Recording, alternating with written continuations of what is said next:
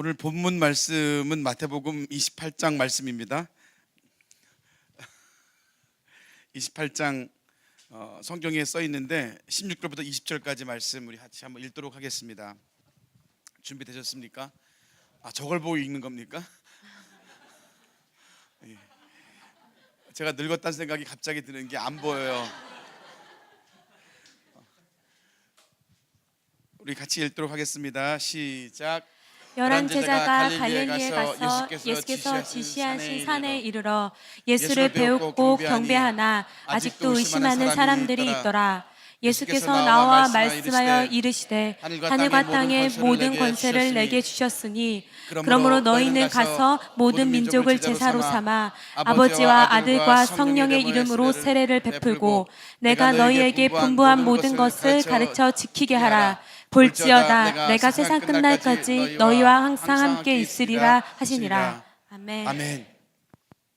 그럼 이 본문이 이제 그 예수님의 모든 사역을 마치고 주님께서 부활하신 사건 이후에, 오늘이 부활절이잖아요, 그죠? 제가 부활절인지 모르고 여기 왔어요. 그게 무슨 말이냐면 저희 교회가 주일날 담임 목사가 없게 됐다는 거예요. 부활주일날. 주님의 역사인 줄 믿습니다. 제가 알았으면 절대 안 떠나죠. 그래도 부활주일 교회에서 지켜야 되는데 뭐에 홀렸는지 여기 1월 달에 와가지고 그 산에서 청소년 집회할 때 이영환 목사님하고 잠깐 얘기하는데, 그 다음에 거기 계시는 목사님, 그 비서 목사님이 연락이 오셔서 대전 한밭제일교회 좀 방문했으면 좋겠다, 날짜를 조율하는데 저한테 선택권을 주신 거예요. 그래서 4월 이때가 좋은 것 같다. 그런데 그분도 좋다고 하셨고 그리고 비행기표를 끊어놓고 지난주쯤 딱 됐는데 목사님 부활주일날 어딜 가시냐고. 네, 여기 와 있습니다. 그래서 교인들에게는 말하기를 어쩔 수 없어서 그런 거 기념하고 사는 게 아니라 부활을 사는 사람들이 되자. 아멘. 그리고 와서 여기 와 있습니다. 그래서 오늘 제목은 그 부활을 사는 사람들. 금방 정했어요. 저기 뒤에서 있다가 제가 어디 이렇게 집회를 많이 나가지도 않지만 집회 나갈 때마다 이렇게 편한 건 동일한 말씀을 전하면 참 좋은 것 같아요. 근데 저는 그렇게 안 돼요. 가는 데마다 거기 공동체를 향한 주시는 말씀을 허락하실 때까지 뭘 안 되더라고요. 그래서 여기 오는데 금요일 날 13시간 비행기 타고 내리자마자 집회 인도할 때에도 주셨던 본문이 다르고, 그리고 또 섬기는 데마다 다 다른 본문을 주셔서 마음이 좀 이게 어렵습니다. 근데 이제 여기 오메가 교회는 이게 갑자기 좀 독특한 교회였어요. 보기에는 자유롭고 보기에는 뭔가 막 이렇게 마음껏 자유롭게 예배 드릴 것 같지만 한 이틀 전에 전화가 온 거예요. 본문 말씀을 달라고. 저는 지금 그 당면한 교회에 대한 말씀 받기도 힘든데 내가 오메가 교회에 대한 본문 말씀 어떻게 받아요? 그래서 난 모르겠다 그랬더니 그래도 주셔야 된다 그래서 그러면 아무거나 좋은 걸 올려놔 봐라. 그랬더니 이게 여기 담임 목사님이 결정하신 게 마태복음 28장 말씀이에요. 근데 그리고 이제 여기 잠깐 목사님 사무실에 들어가서 대화 나올 때에도 그 본문이 어딘지 제가 몰라가지고 주부에 보니까 써 있길래 이걸 주님이 허락하신 본문인가 아주 고민이 정말 있었어요. 뭘 하지? 그래서 주신 말씀이 뭐냐 그래서 받은 게 없다. 여기는 주님은 말씀을 허락하시는 분인 줄 믿습니다. 여러분 진짜 하나님께서 말씀하시는 분이세요. 이것을 깨닫기 시작하면 신앙생활이 바뀌기 시작하는 거예요. 요한복음에 나와 있는데 하나님께서 말씀하시기를 목자는 양의 소리를 듣는다는 거예요. 양은 목자의 음성을 듣게 되어 있습니다. 이게 하나님과 우리가 인격적으로 관계할 수 있다는 비밀 아닙니까? 주님께서 그 시와 때를 따라 주시는 양식을 공급할 수 있는 종이 돼야 된다고 주님께서 저에게 부르셨어요. 제가 처음 목회의 부름을 받고 이제 개척교회를 해야 될 때, 여러분 개척교회 쉬운 거 아니잖아요. 여기도 개척 2년 차를 해보시면서 독특하게 지금 목회가 일어나고 있는 거예요. 이거는요, 대부분의 교회들은 아주 힘들어요. 근데 주님께서 저를 부르셨을 때 제가 이제 목회자가 돼가지고 신학교를 다니고 이제 개척해야 되기 한 4년 정도 전이죠. 그때 명확하게 성령님 말씀하신 게 이상한 본문 하나를 저희 깨닫게 해주신 거예요. 그게 뭐냐 하면 성경에 아주 이해가 안 되는 본문들이 여러 개 있잖아요, 그죠? 대부분이 이해가 안 되죠. 저도 이해가 안 가는 게 너무 많아요. 근데 어떤 본문은 도저히 인격적으로 도덕적으로 용납이 안 되는 본문이 하나 있는데 그게 뭐냐 하면 불의한 종에 대한, 불의한 청지기에 대한 비유의 말씀이 있어요. 근데 무슨 얘기냐면 주인이 멀리 가가지고 청지기가 모든 걸 맡아갖고 하다가 자기 맘대로 한 거예요. 우리 인생 그런 거 아닙니까? 살면서 주님께서 우리 이 땅에 태어나게 하시고 주님이 주인이심에도 불구하고 우리 멋대로 살기 시작하는 거예요. 우리 시간인 줄 알고, 우리 재물인 줄 알고, 우리 건강인 줄 알고 허랑방탕하게 사는 거예요. 근데 그 청지기가 그렇게 살다가 뭘 하나 깨달았냐면 주인이 돌아오신다는 사실을 깨달아 버린 거예요. 그래가지고 이중장부를 쓰기 시작합니다. 사람 불러다 놓고 하는 말하길, 너 100단위론 빚졌냐? 그러면 빨리 50이라고 써라. 그리고 말한 게 뭡니까? Remember me, 나를 기억해. 주인이 왔을 때 난 어차피 끝장나는데 네가 날 좀 도와도. 그래갖고 빚을 막 탕감해 준 거예요. 이중장부를 써주고. 그러니까 그 얼마나 악한 세상입니까? 빚 그 탕감 받는 사람도 이 정도면 딜할 만하다. 그러고 막 서로 막 장부, 막 거짓말 장부를 쓰기 시작하는 아주 불의한 본문이에요. 근데 주인이 오셔가지고 이걸 다 찾아내가지고 완전히 양쪽을 박살내야 되는데 이상한 얘기를 하는 게 뭐냐면 갑자기 그 종을 칭찬하기 시작하는 거예요. 이런 종이 어디 있느냐? 그런 얘기 읽어본 적 있으시죠, 그죠? 그러면서 이렇게 때를 따라 양식을 낼 수 있는 종이 어디 있느냐? 내 종들에게 때를 따라 양식을 낼. 그러니까 제가 목회를 이제 오랫동안 공부하고 시작해야 되는데 도저히 따라갈 자신이 없는 거예요. 정말 기라성 같이 일하시는 목사님들을. 근데 저에게 불렸던 본문이 너는 때를 따라 양식을 내라. 아멘. 따라하세요. 때를 따라 양식을 내라. 맨날 있는 말씀 똑같이 원어원대로 가리키는 거 말고 그 시와 그때에 주시는 말씀을 전하는 종을 찾기 원하신다는 걸 알기 시작한 거예요. 그래서 저는 책들이 옛날엔 많았어요. 근데 지금은 뭐 책이 있어도 읽지도 않고 보지도 않고 주석도 없어요. 그러니까 설교 본문을 얘기할 때 보면은 전혀 남들이 뭔 얘기를 하는지 몰라요. 그리고 그냥 내 얘기하는 거예요, 내 얘기. 근데 그게 뭐냐면 그 본문이 그 시대에 그 시간에 그 사람들에게 주시는 게 뭐냐, 항상 이런 질문을 하기 시작한 거예요. 주님이 저희를 부를 때, 저를 부를 때, 여러분을 부를 때 그 시에 주시는 말씀을 듣길 원하시는 줄 믿습니다. 그래서 여기 올 때 말씀이 없었어요. 그리고 방에 있을 때까지만 해도 안 주시길래 내가 오늘 설교하는 게 아닌 것 같아요. 목사님, 난 내가 여기 와서 하라는 일을 다 한 것 같으니까 목사님 설교하고 내가 은혜 받으면 안 돼? 그랬더니 또 안 된다는 거예요. 그리고 나서 이 본문을 딱 보는데 말씀하시는 거예요. 이 본문인 거예요. 그래서 이게 주님은 이런 실수도 사용하시는 줄 믿습니다. 근데 이 본문이 왜 이렇게 중요하냐면 부활절에 관한 이야기예요. 여러분, 성경의 모든 것들은 엠마오로 가는 제자 이야기 아시죠? 제자들이 이제 예수님이 그렇게 따라다니고 그분을 따라다니면 한 자리 할 줄 알았는데 가다 보니까 이분이 이상한 행동을 하시더니 결국은 십자가에 돌아가 버리셨어요. 그리고 제자들이 얼마나 실망했는지 엠마오로 돌아가는 길에 낙담해 있는데 갑자기 어떤 분이 한 분 나타난 거예요. 여러분, 주님께서는 우리와 동행하시고 우리에게 늘 말씀하시는 분인데 우리의 눈이 가려져 있으면 보이지 않는 거예요. 주님이 지금 이 순간에게도 여러분에게 말씀하시길 원하시는데 우리가 눈이 가려져 있으면 안 보이는 거예요. 그런데 그분이 동행하면서 이런저런 얘기하는데 그 제자들이 하는 말이, 당신은 도대체 예루살렘에서 무슨 일이 있었는지 알지 못하느냐? 6월절 날에 그 예수 그리스도가 돌아가신 사건에 대해서 얘기하고 다 증거한 거예요. 그랬더니 이분이 갑자기 몇 마디 얘기하는데 확 눈이 밝아져 버린 거예요. 그러면서 이분이 바로 주님이라는 걸 깨닫는 순간 어떻게 되는 거예요? 그분이 사라져 버린 거예요. 그리고 제자들끼리 하는 말이 뭐냐면, 너도 그분이 얘기할 때 네 마음이 뜨거워지는 걸 느꼈느냐? 여러분, 하나님께서 그 시에 정확하게 당신의 말씀을 하실 때 우리 심령이 뜨거워지는 줄 믿습니다. 오늘 여러분의 심령이 뜨거워질 수 있는 거예요. 이렇게 제자들이 부활하신 주님을 만나고부터 성경의 모든 사건들이 바뀌기 시작한 거예요. 근데 엠마오로 가는 그 제자와 동행할 때 주님께서 말씀하시기를 성경은 나에 관해서 기록한 글이라고 말씀하신 거예요. 여러분, 우리가 읽는 이 모든 성경은 여러분들이 귀에 걸면 귀걸이, 코에 걸면 코걸이라고 주신 말씀이 아니라 예수 그리스도를 발견하라고 주신 말씀인 줄 믿습니다.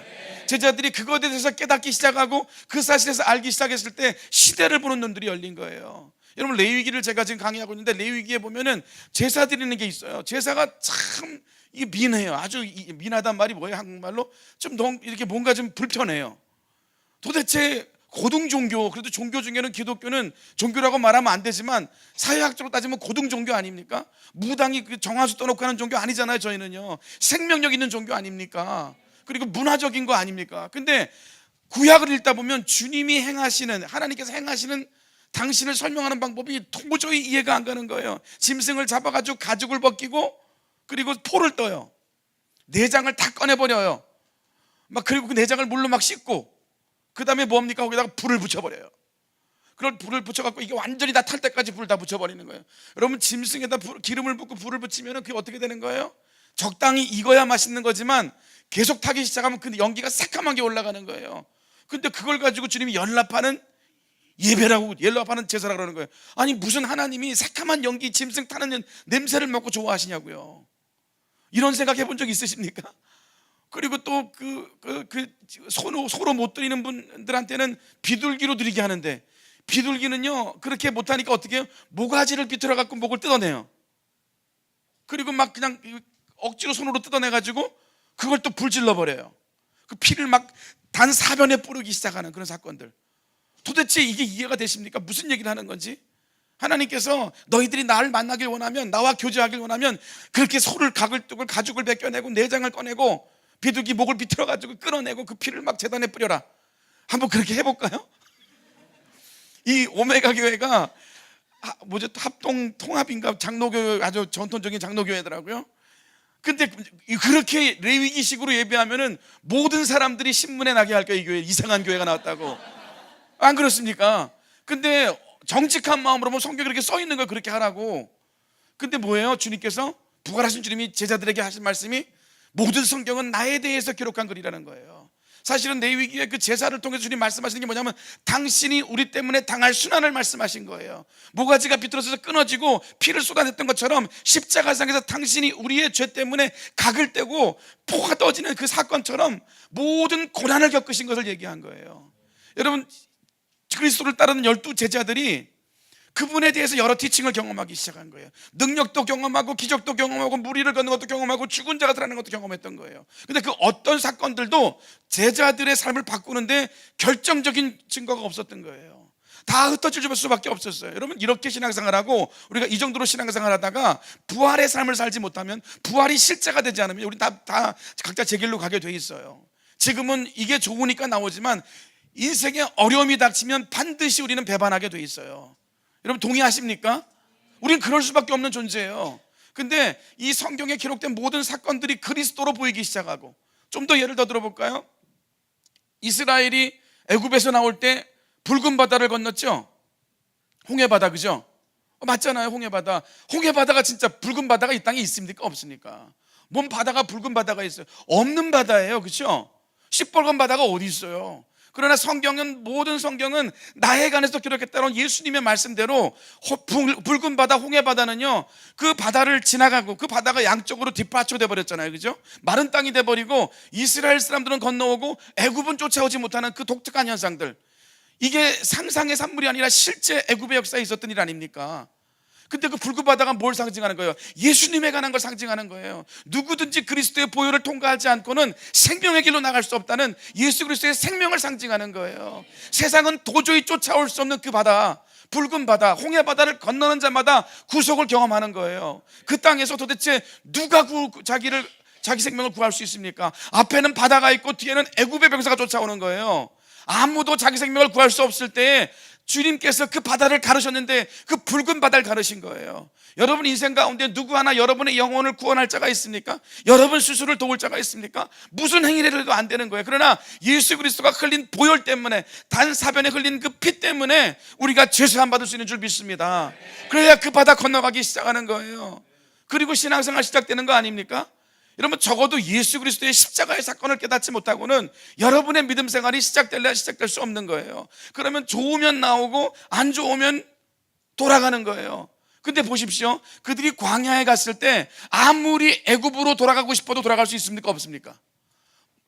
홍해 바다를 헤엄치지 않고는 건너갈 수 없는 거예요. 다시 무슨 말인지 아십니까? 돌아갈 방법이 없는 거예요. 십자가의 구속의 사건이 그렇게 능력 있고 힘 있는 사건이에요. 이제 성경이 이해가 되기 시작합니까? 모든 사건들은 상징적으로 그리스도를 발견하는 사건인 거예요. 이 성경은 창세기부터 계시록까지 나에 관한 글이라고 주님이 말씀하셨던 거예요. 근데 이 모든 사실을 깨달음에도 불구하고 제자들이 왜 능력이 없냐고요. 제자들이 왜 어려움이 찾아오고 주님께서 고난을 당하니까 다 각자 제 길로 가고, 베드로는 나는 고기 잡으러 간다 그랬더니 어부도 아니었던 다른 제자들이 나도 따라간다 그러고 다 고기 잡으러 가버린 거예요. 우리는 어쩔 수 없이 주님을 깊이 만나지 못하면, 주님을 개인적으로 만나지 못하면 어려워지면 세상 따라가게 돼 있는 게 우리 인생이에요. 목회자인 저도 마찬가지고 여러분도 동일한 인생입니다. 근데 성경이 주님에 관해서 기록된 글이라고 말했을 때 오늘 읽은 본문이 왜 이렇게 중요하냐면, 여러분, 주님이 십자가에 돌아가신 사건이 그렇게 중요하다고 말함에도 불구하고 십자가에 돌아가신 사건 때문에 다 도망가 버렸어요. 맞습니까? 안 맞습니까? 근데 28장에 주님이 십자가 사건에서 빈 무덤으로, 그리고 그 몸을 쌌던 그 배옷이 완전히 개켜져 있는 상태로 부활 생명체가 되셨던 거예요. 그리고 나서 제자들에게 나타나고 오늘 이 사건을 통해서 이 마태복음 28장에 너희는 가서 모든 족속으로 제자를 삼고 아버지와 아들과 성령의 이름으로 내가 너희 가르쳐 분배한 것들을 가르쳐 지키게 하라 명령하셨는데, 이때부터 제자들 삶이 완전히 바뀌기 시작한 거예요. 이때부터 그 전까지는 주님을 따르면서 긴가민가하고 각자 제 길로도 갈 수 있던 인생들이 갑자기 완전히 바뀌어버리고 사도행전적 삶을 살게 된 거예요. 생명 내걸고 복음 전하면 3,000명씩 5,000명씩 주님 앞에 돌아오게 되고, 그리고 12제자 전부가 요한만 빼놓고 다 자기들이 원하지 않는 죽음을 맞이하기 시작했어요. 야고보는 그 톱으로 켜서 죽게 되고 혀가 잘리기 시작하고, 여러분, 기름통에 던져서 죽게 되고, 거꾸로 십자가에 못 박혀 죽게 되고, 모든 사도들이 그 죽음을 맞이할 때도 조금도 죽음을 두려워하지 않게 되고 당당히 맞이할 수 있는 사건들이 뭐였냐면 바로 오늘 있었던 부활의 사건의 증인이었기 때문인 줄 믿습니다. 그럼 인생의 모든 사람들은요, 예수님을 만남을 통해서 여러 가지 경험할 수 있어요. 그분이 여러분을 위로할 수도 있고, 여러분을 격려할 수도 있고, 여러분에게 용기를 줄 수도 있고, 여러분에게 친구로 여러 가지 다가갈 수도 있어요.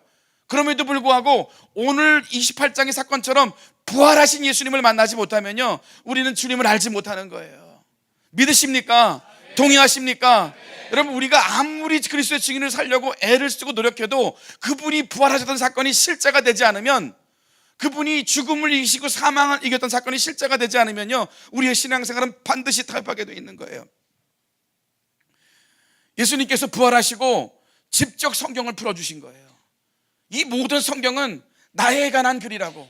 근데 그분이 뭐예요? 레위기에 그분이 죽으시고 그냥 짐승처럼 찢기시고 완전히 불에 사름받게 되고 흠도 없고, 짐승을 드릴 때 어떤 거예요? 흠 없는 것으로 드려라, 점 없는 것으로 드려라. 이 땅에 우리들은요, 흠 없고 점 없지 않아요. 우리는 다 문제가 있어요. 사람들이 보기에는 회칠한 무덤처럼 화장하고 세수하고 깨끗해 보이지만 이 속을 들여다보면 얼마나 더럽고 추악합니까? 제가 처음 예수 믿을 때 자꾸 전도사님이 나보고 죄인이라 그러는 거예요. 그리고 내가 화가 나가지고 난 죄인 아니라고, 나는 괜찮은 사람이라고. 우리 형들 중에서 형들이 다 못됐는데 난 늘 우리 어머니 마음을 속 안 썩이려고 애썼고 최선을 다해 살았고, 도둑질을 해도 큰 도둑질을 한 적이 없어요. 초코파이 몇 개 훔친 것밖에 없었고. 내가 보니까, 여러분, 초코파이 훔친 게 뭐 그렇게 큰 죄라고 내가 죄인이라고 얘기해요. 내가 무슨 죽을 죄인이라고 얘기해요. 자꾸 전도사님이 나보고 죄인이라는 거야. 나 죄인 아니라고. 내가 교회를 3개월쯤 나오는데 나올 때마다 매주 10원씩 헌금을 했거든요. 진짜 10원씩 헌금을 했어요. 헌금을 하면서 예수님 잘 쓰세요, 아껴 쓰세요, 훌륭한 데 쓰세요. 그리고 헌금을 하면서 내 돈을 10원씩 내가 교회에 매주 냈는데 내가 뭐 나쁜 사람이에요. 죄인이라는 거예요. 이해가 안 갔었어요, 그 사건들이. 그러면서 하는 말이 뭐 갈보리 십자가에 예수님이 너를 위해 죽었고, 아니 내가 나보고 죽어달라 그랬나? 그분이 죽은 거하고 나하고 무슨 상관이야? 그분은 고대 중동 지역에서 돌아가신 거고 나는 아시아의 한국이라는 나라에서 태어났는데 What's the matter with me? 나하고 무슨 상관이 있는 거예요? 여러분, 이렇게 사는 인생들이 있잖아요, 솔직히 말해서. 그런데 그날 밤에 기도할 때 그분이 날 찾아오신 거예요. 실제적으로 그분이 빛을 비춰주신 거예요. 나를 조명해 주신 거예요. 깨닫게 하신 거예요. 내가 얼마나 악한지를 깨닫게 해주신 거예요. 내가 얼마나 불의한지를. 여러분, 아직도 내가 죄인이라는 사실을 알지 못한다면요, 십자가를 필요를 못 느끼는 거예요. 그리고 십자가를 경험하고 필요하다고 느낀 사람들은요, 부활을 경험하지 못하면 좌절할 수밖에 없어요. 우리 자신을 돌아보면 아직도 나 이 정도면 괜찮아? 아니, 그렇지 않는 거 여러분 조금씩 느껴가지 않습니까? 왜 난 이거밖에 안 되나 수준이. 그까지 신분에 좀 나왔다고 그거 밑줄 거가며 읽으세요. 코트개가 벽에 붙여놓고. 우린 다 이럴 수밖에 없는 인생이에요. 여러분은 안 그렇습니까? 여러분은 더 할 거 아니에요. 그나마 그래도 성직자니까 겸손하게 붙여놓은 거지. 안 그래요 여러분? 제가 아는 비즈니스맨이 있어요. 이 사람은요, 자기가 난 모든 신문 스크랩을 다 모아놨어요.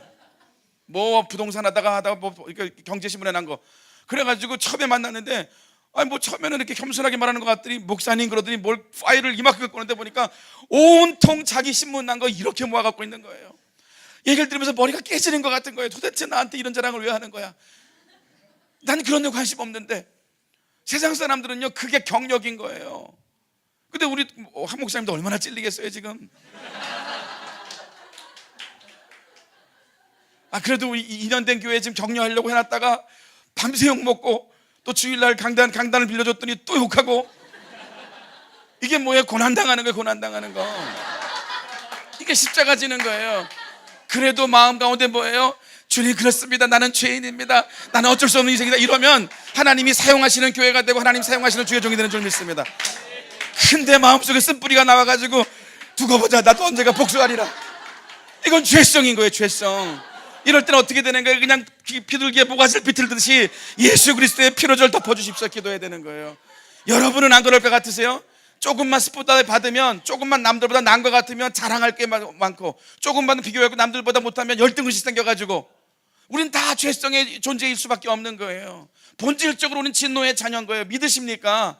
어느 날 그리스도가 조명하는 순간 내가 갖고 있던 그 셀프 라이처스네스, 내가 갖고 있는 그 자기 존재감에 관한 것들이 얼마나 어둡고 추악한지를 깨닫는 순간, 그때부터 생명이 시작되는 거예요. 그때부터 그리스도의 십자가 앞에 나가고, 천부여 의지 없어서 내가 왔습니다. 나를 좀 도와주십시오. 나를 좀 불쌍히 여겨주십시오. 이 시기의 신앙생활의 시작인 거예요. 근데 여기서부터 시작되는데, 이렇게 쫓아갔던 제자들이 어느 날 그분이 십자가에 못 박혀 죽으심으로 말미암아 낭망하고 좌절하고 흩어질 수밖에 없다는 거예요. 근데 오늘 본문이 그분이 돌아가셨는지 아는데 3일 만에 부활하신 사건인 거예요.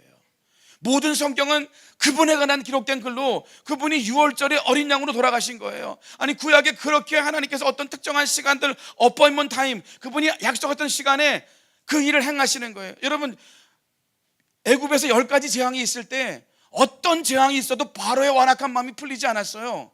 세상에 어떤 기적이 일어나도요, 강이 새빨갛게 변하고 벼루기가 나오고 개구리가 나오고 난리가 나도 세상 사람들은 안 바뀌어요. 근데 언제 바뀌었습니까? 장자가 생명을 잃어버렸을 때, 그때의 출애굽 사건이 일어나게 되는 거 아닙니까? 그것도 복음인 거예요. 우리가 아무리 노력해도 안다는데, 누군가가 독생하신 예수 그리스도가 너희를 위해 생명을 바칠 때야만이 너희가 출애굽하게 될 거리라는 주님께서 십자가의 사건을 예표하신 거예요. 그리고 그 출애굽하면 장자가 돌아가시면 잠을 안 재우고 일을 시켜. 나도 우리 교회에서 부활절 예배 잘 지내고 부활한 음식 먹고 싶고 우리 교인들 격려하고 싶은데, 저희 교인들은 뭐해요? 저는 그래서 오늘 예수님의 이름으로 선포합니다. 이게 바로 부활의 삶을 사는 증인의 삶이다. 다른 교회 섬기고 우리 교회는 뒤에 놔둬버리고, 이게 십자가 지는 삶이다. 여러분, 이런 사건을 통해서 주님께서 부활하신 사건, 다시 태어나신 사건을 통해서 제자들의 삶이 완전히 바뀌어버린 거예요. 저는요, 여러분들이 제가 진짜 부활하신 주님을 만나기 시작하면 인생의 가치관이 바뀌게 되는 줄 믿습니다. 이게 아무리 아멘하고 외쳐도 안 돼요. 언제까지? 내 속에서 심령에서 그 말씀이 역사할 때까지는 안 되는 거예요. 여러분, 오늘 이 부활을 기념하는 이 날에 여러분 삶 가운데 말씀이 살아서 역사하는 사건이 일어나길 예수의 이름으로 축원합니다. 그래서 이 성경은 주님에 대해서 기록된 글이었던 거예요. 주님이 당신에 대해서 말씀하셨던 거예요. 그리고 이 사건에 대해서, 당신이 부활한다는 사건에 대해서 생명이 부활함으로 말미암아 제자들이 드디어 눈이 열려지기 시작했던 사건이에요. 2000년이 지난 지금 여러분과 제가 이 부활의 사건이 실제로 경험되게 되면요, 여러분이 갖고 있는 모든 가치관이 바뀌는 날이 될 줄 믿습니다. 마찬가지예요. 역사의 모든 사람들 가운데 그리스도를 제대로 만났던 인생들은요, 부활하신 주님을 만나게 된 거예요. 이 땅에 사망 권세를 이길 자는 누구도 없어요. 어떤 종교도, 어떤 성인도 어떤 능력 있던 사람도 다 무덤이 있습니다. 무덤이 없는 사람은 객사한 거예요. 맞잖아요, 그죠? 생명, 이 사망의 저주를 이길 자가 누가 있습니까? 근데 한 분이신 예수 그리스도가 사망을 이겨내신 거예요. 그래서 출애굽 사건의 6월절의 사건을 통해서 주님이 뭘 말씀하시려고 하냐면은 애굽의 모든 사람들이 장자가 죽고 짐승까지 다 죽는데 어떤 숫양 첫 새끼 한 마리를 잡아갖고 먹고 그 피를 받아갖고 문설주에 발랐던 애굽의 사람들, 그리고 발랐던 이스라엘 사람들, 상관없어요. 꼭 이스라엘 사람들만 아니에요. 온갖 잡족까지 다 나와 있어요 거기에. 그 말을 듣고 아무래도 이스라엘 사람들한테 뭐가 있는 것 같아요. 애굽 사람이 똑같이 행한 사람들도 살아났어요. 거기에는요 의인과 죄인들이 다 있었는데 누구든지 그 문설주에 피를 바르기만 하면 다 생명을 얻었던 거예요. 사망이 그날 패스오버한 거예요. 그게 6월절 아닙니까? 그래서 예수님이 그게 예표인 거예요. 여호와의 일곱 절기를 통해서 주님께서 당신의 시간표를 말씀하시기 시작한 거예요. 예수님이 예루살렘 성에 입성해가지고 당신의 때가 되기 전까지 절대로 일을 안 하셨어요. 근데 주님께서 십자가에 달려 돌아가실 때 왜 그들이 발을 꺾으려고 그랬습니까? 왜 주님을 창으로 찌르셨습니까? 로마 병정들이 6월절을 지키고 싶어가지고.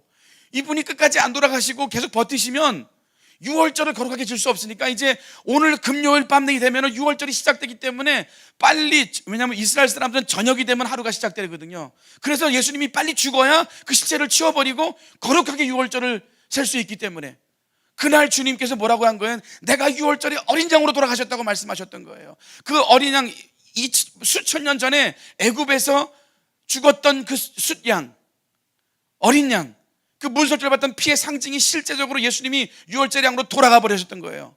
그 다음에 이스라엘은요 그 6월절 다음에 3일 지난 다음에 6월절이 지나면 3일 있다가 초실절이라고 세요. 초실절이라고.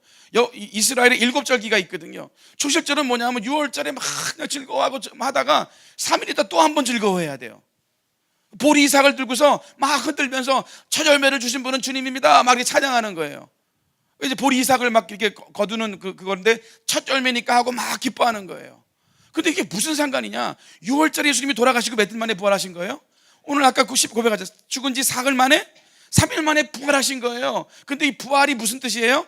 모든 죽은 사람 가운데 예수 그리스도가 이 땅에 초실절 열매가 되신 거예요. 주님께서 이 땅에 처음으로 맺히는 열매가 된 거예요. 그래서 주님은 6월절에 어린 양으로 오셔가지고 초실절에 첫 열매로 부활하셨다고 말씀하셨던 거예요. 성경의 말씀을 정확하게 지키기 시작한 거예요. 모든 성경에 기록됐던 모든 언약이나 율법이나 계명들은 당신에 대해서 증명하는 말씀이었던 거예요. 근데 초실절부터 이제 3일 있다가부터 날짜를 세는데 50일을 세죠. 오순절이라고 그러잖아요. 50일 후에 50일에 이유도 없이 또 한 번 즐거워해야 돼. 이스라엘 사람들은요 막 먹으면서 즐거워하면서 예루살렘에 가서 파티를 해야 되는 거예요. 아니 50일 지났는데 뭔 일이 일어난다고. 그냥 안 즐거워하면은 아주 무서운 거예요. 안 즐거워. 네가 오순절을 지키지 않으면 민족에서 끊어지리라. 그러니까 이유도 모르고 이스라엘 사람들은 50일 딱 막 즐거워하는 거예요. 근데 이 부활하시고 주님이 뭐라 그러셨어요? 너희가 이 땅에 증인이 되라. 세상 끝까지 가서 내 증인이 되라. 그런데 흩어지지 말라고 말씀하세요. 언제까지? 내가 약속한 성령을 너희에게 선물로 주기까지. 그리고 제자들이요 예수님이 사도행전에 보면은 요렇게 하시고 며칠 동안 같이 계세요? 40일 동안 함께 하세요. 40일 동안 부활체로. 여러분 이건 어메이징한 사건이에요. 왜 제자들의 눈이 이렇게 확 뒤집어지고 복음에 완전히 매료되냐 하면 죽으셨던 분이, 그러니까 아무도 죽은 걸 믿지 않았기 때문에 그 이스라엘 사람들이나 불신자들은 뭐라고 말했냐면 그분이 기절했다. 그러니까 확실히 죽긴 죽은 것 같아요. 기절했다고 생각하니까. 그래 기절했다 그러고 두 번째 무덤이 벼가지고 시체를 누가 훔쳐갔다 도적질 당했다. 뭐 이런 거. 그리고 이제 이게 부활해서 막 그러니까 기절스러운, 왜냐하면 진짜 그분이 나중에 40일 동안 나타났거든요. 그러니까 죽지 않았다. 무덤이 폈으니까 도적질 당했다. 근데 이게 모든 게 뭐예요? 그분이 부활했다는 증거인 거예요. 부활하셨고 40일 동안 다니신 거예요. 40일 동안. 그러시면서 사도행전에 보면 이제 너희가 몇 날이 그러니까 흩어지지 말고 이곳에서 기도해라. 몇 날이 못돼서 내가 약속한 성령을 부어주리라. 그러면 40일 있다가 며칠 있다가 성령님이 임하신 거예요? 10일만 더 기도하면 되는데 제자들이, 예수님의 부활을 목격한 제자들이 몇 명이에요? 500문도. 그러니까 400명 이상이 되죠. 그죠? 진짜 실제적으로 400명 이상이 부활을 목격한 거예요. 근데 주님이 흩어지지 말라고 했는데 열흘을 못 견뎌요. 열흘을 사람들이. 우리는요 진짜 내가 부활의 삶을 살겠다고 막 아무리 외쳐도요 조금만 어려워지면 오늘 밤은 쉬자. 아니 그 당시는 왜 이렇게 기도가 힘들었냐 하면 우리는 기도하자 그러면 방언도 하고 막 그냥 외치기도 하고 다 하잖아요. 그분들은 평생에 그런 기도를 해본 적이 없어요. 왜냐하면 성령님이 이 땅에 방문한 적이 없기 때문에 그들 속에서 성령님께서 애통함으로 간구함으로 갈망함으로 기도를 돕지를 않으셨던 거예요. 그러니까 너희들이 기도하라 그러면 모여가지고 뭐 하지? 아무것도 할 게 없으니까 이분들이 열흘 동안 모이는데 하루 모이니까 500명 중에서 야 오늘은 좀 쉬자 피곤하다 그래갖고 열흘 있다가 모인 게 몇 명이에요? 120명.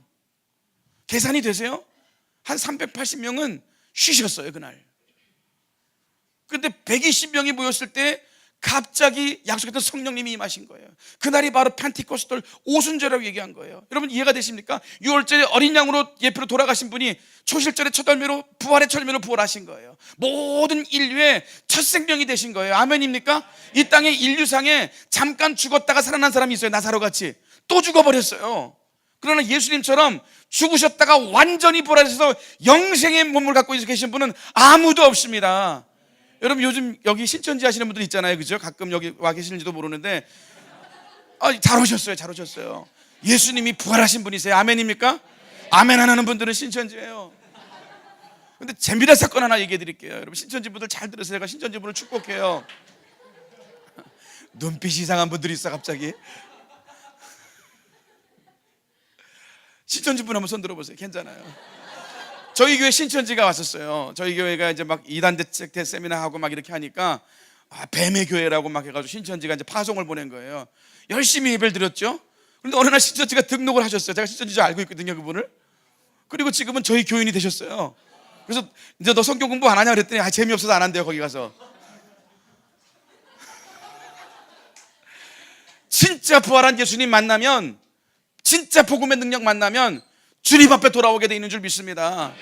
신천지에 이제 저희가 아는 분들이 깊이 들어가 있는 분들이 계세요. 거기 신천지를 도와주려고 깊이 파송된 분들이 계세요. 아주 높은 위치까지 올라갔어요. 그래가지고 이제 얘기한 게 뭐냐면 우리 이만희님은 영원히 영생하신다를 가리키기 시작한 거예요.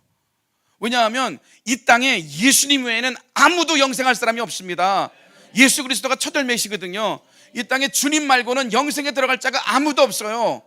그래서 이만희 씨가 요즘 좀 아프세요. 좀 되게 많이 건강이 안 좋으세요. 머리도 많이 빠지셨어요.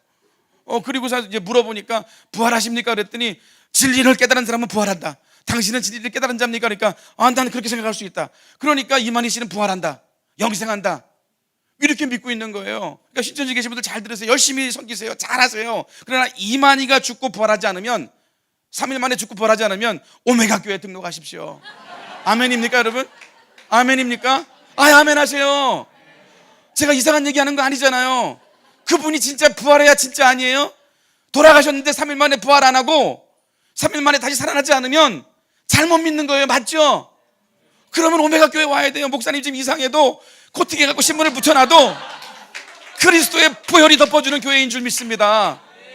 이게 부활의 능력인 거예요. 예수님이 초실절의 열매로 태어나셔서 오순절에 성령님으로 이 땅에 부으셨던 사건들, 성경은 모두 당신에 대한 시간표를 얘기하시는 거예요. 당신에 대한 약속을 얘기하는 거예요. 그리고 나서는 어떻게 되는 거예요? 그때부터 날짜를 세면 안 돼요. 6월절, 초실절, 오순절은 다 날짜를 세게 돼 있어요. 근데 그때부터는 날짜를 세면 안 돼요. 가을절기까지 날짜를 못 세게 돼 있어요. 그래서 이 가을절기는 아직 일어나지 않은 시기예요. 가을절기는 바로 주님이 재림하는 사건을 얘기하는 거예요. 나팔절과 그 다음에 그 초박절과 그 다음에 대속제일의 이 세 가지의 절기는요, 주님의 앞으로 일어날 사건인 거예요. 나팔절은 뭐예요? 갑자기 이제 여름 내내 추수의 기간 동안 열심히 들에 나가서, 그러니까 요한복음 4장에 나와 있는 거잖아요. 곡식이 휘어져서 나락이 땅에 떨어지게 될 것만 추수할 일꾼이 없다. 너희들은 기도할 때 추수한 일꾼을 보내라고 기도해라. 예수님이 부활하시고 나서요, 제자들에게 말씀하시고 오늘 말씀처럼 너희는 가서 모든 족속으로 복음을 전하라. 이 땅이 완전히 추수할 수 있도록 되었다. 이제 누구든지 이 부활의 생명을 전하면 너희가 추수할 수 있다. They are ready, 이렇게 말한 거예요. 누구든지 이 생명을 듣기만 하면 주님께 돌아오게 되어 있는 거예요. 곡식이 휘어져 있는 거예요. 그리고 이게 무슨 말이냐 하면 여름 기간 동안 추수 기간이 임해버린 거예요. 언제까지입니까? 완전히 추수의 양이 찰 때까지는 주님은 날짜를 말하지 않으세요. 그러나 마지막 때에 나팔절이 시작되는 건 뭐냐 하면 갑자기 여름 기간이 지나고 나서 특정한 순간에 이제 가을절기가 시작될 때가 됐는데 날씨도 그렇고, 그러면 그 성경에 제사장 두 증인이 나가가지고 달을 쳐다보는 거예요. 달을 쳐다보고 달무리가 이렇게 뾰족하게 딱 되는 순간에, 야, 오늘부터 이제 가을절기, 초막절, 대속절이 시작되는 시기라고 얘기하자. 그럼 두 명이 동의를 다 해야 돼요. 두 명 중에 한 명이 나는 저거 동의 안 해, 그러면 안 되는 거예요. 둘이 기분이 나쁘면 계속 동의 안 하면 계속 절기가 연기되는 거예요. 이게 무슨 말이에요? 이 제자들이 부활하시고 난 다음에 그럼 언제 오세요? 물어보신 거예요. 언제 오세요? 그랬더니 주님 뭐라 그래요? 그와 때와 기한에 대해서 너희 알 바 아니요. 그러잖아요. 주님께서 너희는 가서 모든 족속으로 제자 삼으라는 거예요. 온통 사람들이 언제 오시냐 관심이 있는데 그 절기와 때는 아무도 몰라요. 이게 바로 여름절기를 얘기하는 거예요. 날짜를 계산할 수 없어요. 그건 아버지만 아시는 거예요. 아버지가 어느 날 알려주시는데 어떻게 알려주시냐면 증인이, 제사장 두 명이 동의하는데 오늘은 아니요 그러면 내일이라고 딱 나가는데 구름이 딱 꼈어요. 달이 안 보여. 분명히 어저께 보면 오늘이 달무리가 맞는 날이거든요. 안 보이면 안 보이니까 안 돼 그러고 안 하는 거예요. 계속 연기될 수 있는 거예요. 이 절기는요, 가을 절기는. 그래서 두 명이 완전히 동의하면 그때부터 나팔을 불기 시작하는 거예요.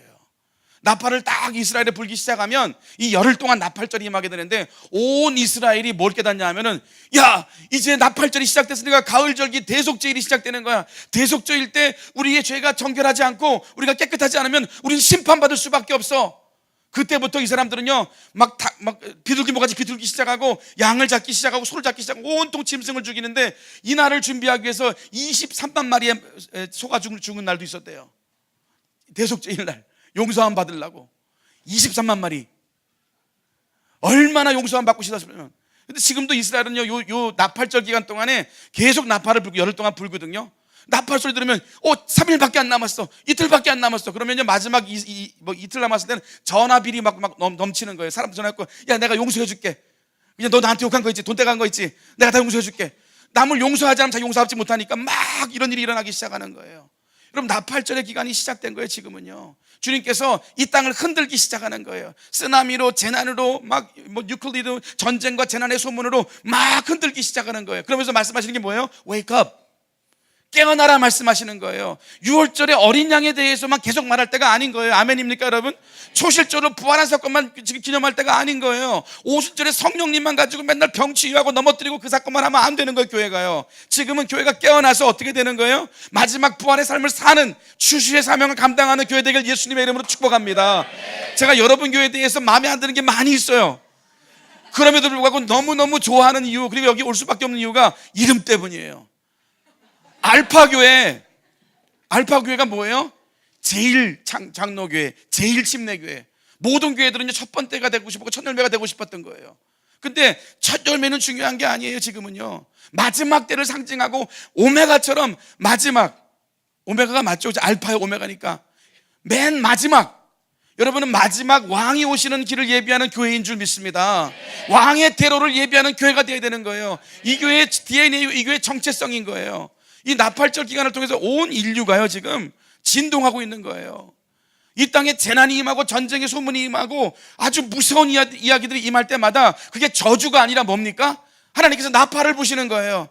나의 자녀들아, my beloved one, wake up, awake, 깨어나라 막 외치시는 거예요.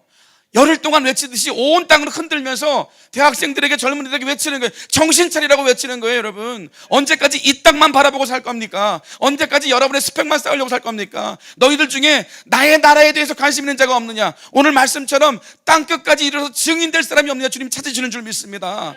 여러분, 먼저 그 나라와 의를 구하십시오. 하나님 나라 것을 구하십시오. 그러면 주님 말씀하시기를 I shall add unto you, 내가 그 모든 것들을 너에게 채우시리라. 여러분, 하나님 앞에 매여 사는 인생들은요 하나님이 책임지는 줄 믿습니다.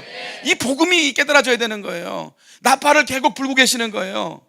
그런데 나팔이 부러지다 어떻게 되는 거예요? 성경에는 더데이를 지속적으로 말하고 있어요. 요엘서에도, 사도행전에도, 마태복음에도 더데이, 한날을, 여러분, 모든 지금 인류의 역사는요 사람들이 동의하든 동의하지 않든, 여러분이 이해하든 이해하지 않든 한날을 향해 달려가는 줄 믿습니다. 여러분, 우린 그날을 향해 달려, 그게 더데이예요. 근데 그날을 요엘서에 뭐라고 되어 있냐면 그날이 크고 두려운 날이래요. The great and terrible day. 무슨 날이, 어떤 날은 great day인데 동일한 날이 왜 terrible day가 되냐고요. 이걸 가지고 대속제일이라 그래요. 대속제일. 여러분은 원하든 원하지 않든 그 한 날을 향해 달려가는 줄 믿습니다. 주님께서 그 날에 왕으로 이 땅에 임하시는 그 날에 주님께서 이 부활하신 주님이 올라가시면서 말씀하시기를 너희는 때를 얻든지 못 얻든지 온 민족에게 가서 내 복음 부활의 삶을 살고 증거를 하라고 말씀하시면서 다시 오실 때 어떻게 하시는 거예요? 다시 오실 때는 어린 양으로 오시는 게 아니에요. 주님이 순한 양으로 오시는 게 아니에요. 저는 여러분이 계속 부활절에 어린 양만 묵상하지 않기를 원합니다. 주님은요, 유다의 사자로 오시는 분인 줄 믿습니다. 표하시는 사자로 오시는 거예요. 왕중의 왕으로 오시는 거예요. 처음에 오실 땐 잠잠하시고 소리도 내지 아니하시고 도살장으로 끌려가는 어린 양으로 오셨지만 다시 오시는 주님은요, 유다의 사자로 오시는 분인 줄 믿습니다. 이 땅의 모든 사람들을 심판하시는 날로 오시는 거예요. 그날이 그레이트 데이고 그날이 테러블 데이인 거예요. 준비된 사람에게는 그날 주님께서 심판하시는데 의로운 심판을 하시는 줄 믿습니다. 그분의 말씀대로 살지 않고 그분의 생명대로 살지 않았던 사람들에게는요, 심판의 날로 임하는 거예요. 그래서 한 날인데 어떤 사람은 찬양하며 예배하며 그분을 경배하고 주님이 눈물 닦아주시고 아픔 닦아주시고 위로하시는 날이 되는데 어떤 사람에게는 다시는 돌이킬 수 없는 테러블한 날이 될 수 있다는 거예요. 온 인류는 지금 그날을 향해 달려가는 거예요. 주님 다시 오시는 줄 믿습니다. 여러분, 제자들이 그 사실을 깨달은 거예요. 주님이 40일 동안 부활하시면서 하나님 나라에 대해서 말씀하신 거예요. 킹덤 오브 갓에 대해서 말씀하신 거예요. 이 땅의 사람들은 자기가 정치로 경제로 능력으로 통치한다고 말하지만 하나님께서 말씀하신 것은 킹덤 오브 갓, 하나님 나라의 사건에 대해서 말한 거예요. 제자들이 부활하신 주님을 만나고 그 말씀이 실제라는 걸 알기 시작하니까 생명을 아끼지 않고 그들의 모든 삶을 던져서 증인의 삶을 살았는 줄 믿습니다. 저는 오메가 처치의 여러분들에게 그런 부활의 삶을 사는 증인이 되길 예수님의 이름으로 축원합니다. 준비되셨습니까? 정말 생명을 다해 그분을 따라갈 준비되셨습니까? 사실은 잘 안 돼 있어요. 그죠? 저도 안 돼 있더라고, 목회자인 저도. 그럼에도 불구하고 뭡니까? 장자권의 회복인처럼 선포부터 하는 거예요. 아멘. 나는 부활의 증인으로 살리라. 나는 부활의 증인으로 살리라. 날마다 선포하는 거예요. 안 되면 기도하러 나오는 거예요. 절야하고 금식하고 외치다 보면 선포한 말씀이 여러분에게 생명이 되는 줄 믿습니다. 여러분이 부활의 날에 여러분에게 부활의 생명이 임하길 원합니다. 오늘 마태복음 28장의 말씀처럼 여러분에게 주시는 말씀이에요.